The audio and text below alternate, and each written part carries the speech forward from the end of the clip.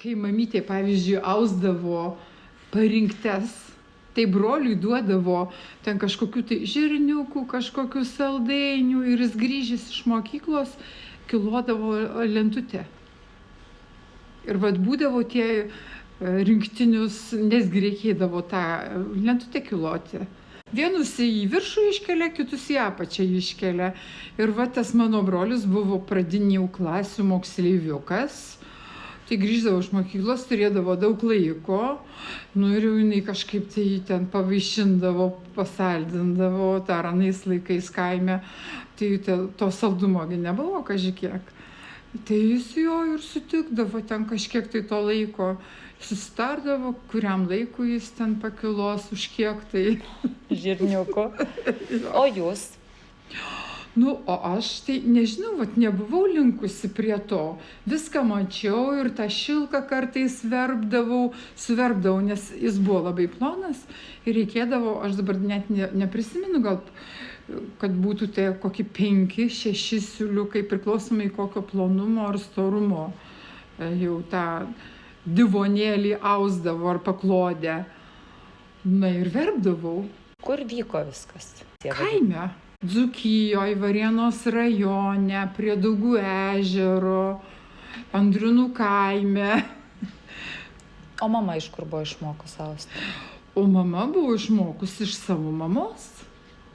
Jums perdavė šitą žinojimą, mokėjimą? Aš manau, kad jinai nelabai norėjo tą perduoti. Kažkaip tai stūmė mus vaikus, stūmė į miestą, kad mes neužsiliktumėm tuose kaimuose, kad geriau mokytumėmės ir vienu žodžiu baigtumėm kažkokius tai mokslus.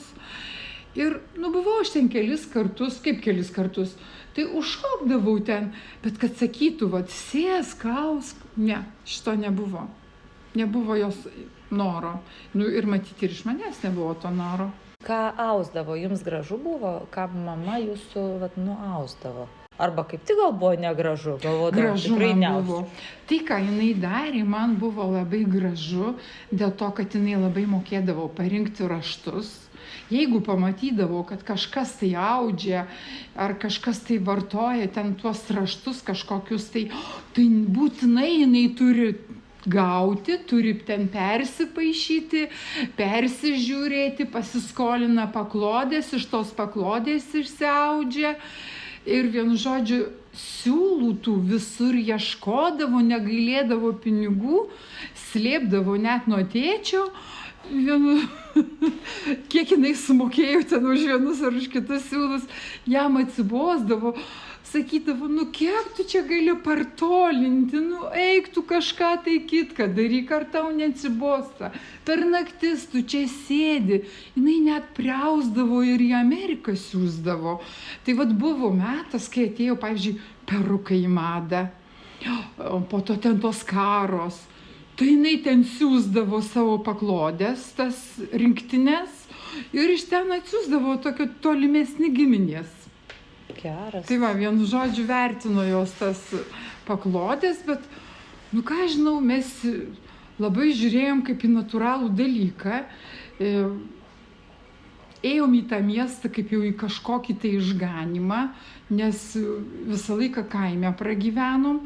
Ir tos tokio kažkokio, aš nežinau, gal iš tėvų nebuvo to tokio kaimiško to vertinimo. Bet miestas tai jau kažko tai tarsi kvepia, tarsi ten spalvinga ir gera gyventi.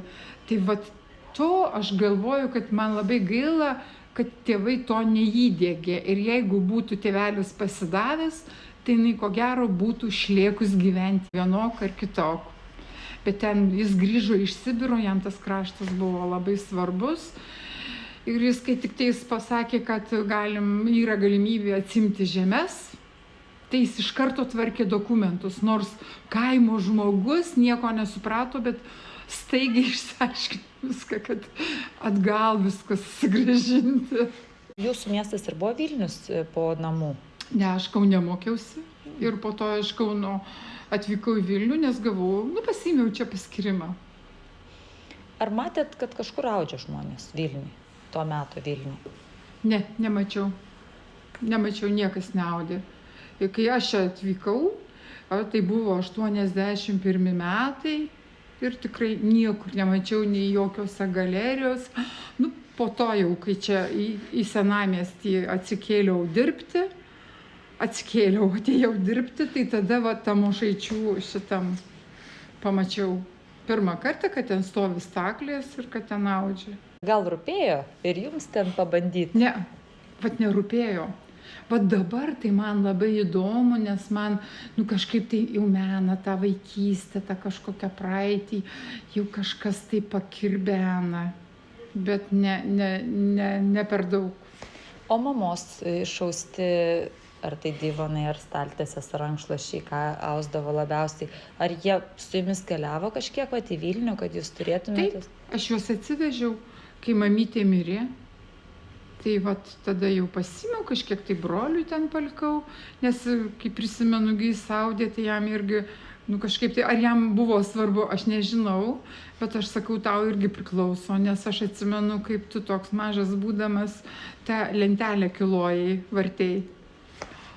Tai jo atsivežiau, bet vis tiek, kažkiek tai dalį pasilikau pas save dar, bet aš jau nebekloju tų paklodžių, nebent išsitraukiu ten tuos rankšluosčius paglostau, turiu promočiutės rankšluostį, močiutės, savo mamos.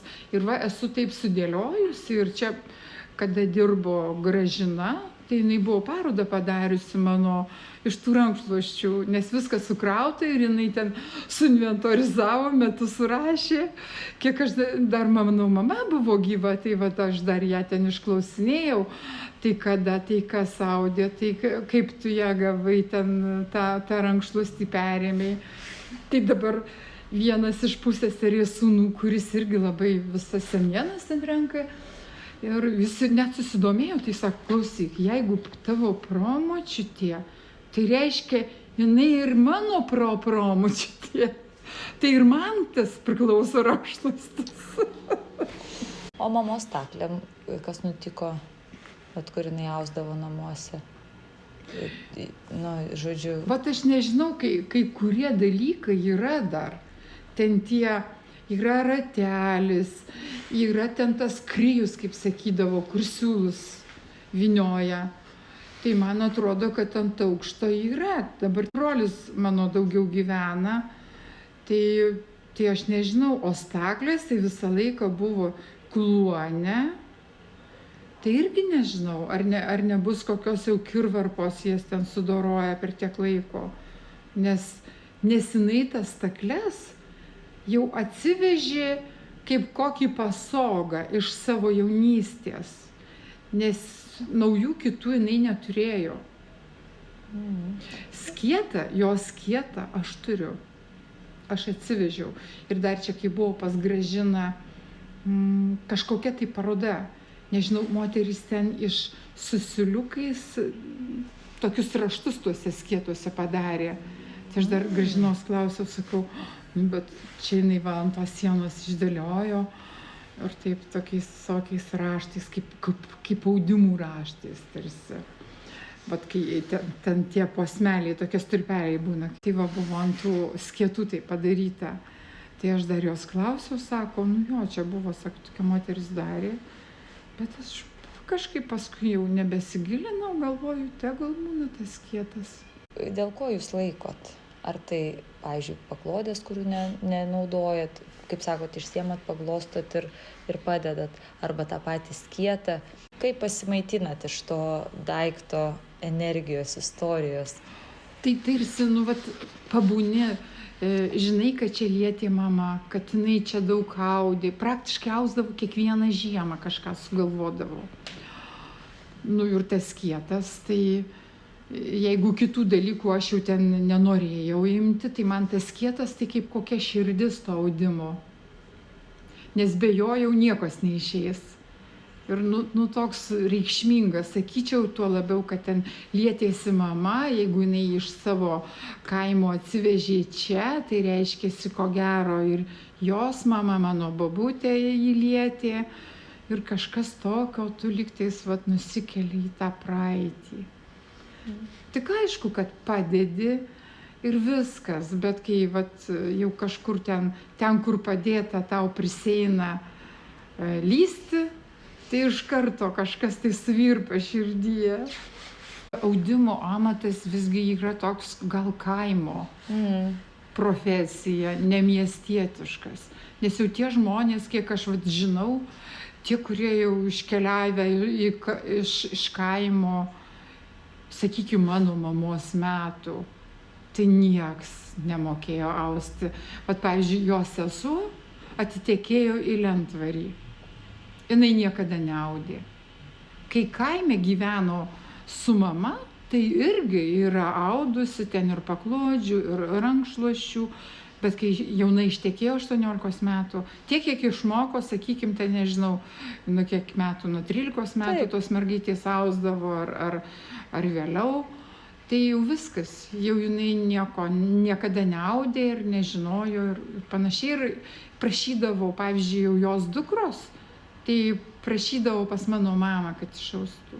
O, pavyzdžiui, kaip dailės kombinatai veikia, jūs pati pirkdavot kažkokius, esat, arba kažkas žinot, kad turi iš tų pačių kombinatų dailės?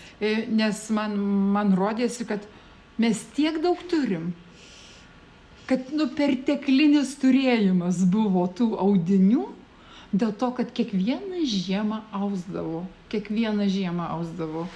Jeigu niekas neprašydavo, jinai dar nenorėdavo jų atiduoti, nes išglostyta, ten, vienu žodžiu, gražiausiais, geriausiais siūlais atausta, kad būtų baltutėlė bovalna, kaip jinai sakydavo, ir tie metmenys ir ataudos gražiausios.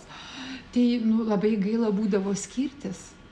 Ir kai ten susitiko, kažkadagi jau senai ten tie amerikonai atvažiuodavo, bet ne iš jų pusės, o iš tėvelio pusės, tokie tolimesni giminaičiai. Ir jinai jau nunešė padovanoti. Tai va, tada ir susipažino ten. Ir vienu žodžiu, tada jau keitėsi, siuntinėjo, jinai siūsdavo savo paklodės, o jai ten peruką atsiuntė. Įsivaizduok, kaimo moteriškė. Eina kažkur ten į balių ir užsideda peruką. Tai pirma dama. Vat buvo tokios stiliaus. Tai aš pavyzdžiui neturiu, Jėzus Marija, nei 20% turbūt jos. Tai va su pusseserėm susitinkam ir sakau, ar jūs atsimenat, kaip mano mamytė, kabluk raudoni bateliai, smaili kulniukai ir smailos nosytės.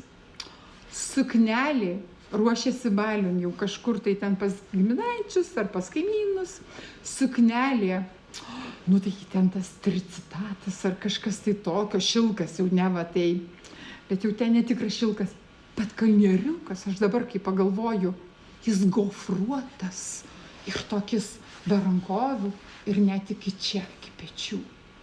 Galvoju, Bože moj, sakau, tau reikėjo, mamytė, gyventi mieste. Atvažiuodavo teta iš Kauno.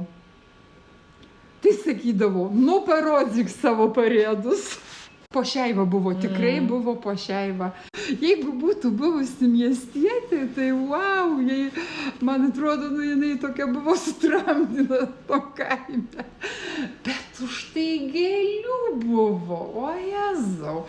Pravažiuodavo ten kolūkio koks nors pirmininkas su pirmininkienė, tai tuoj komisija sušaukė, kad reikia apdovanoti ją, nes gražiausia sodyba.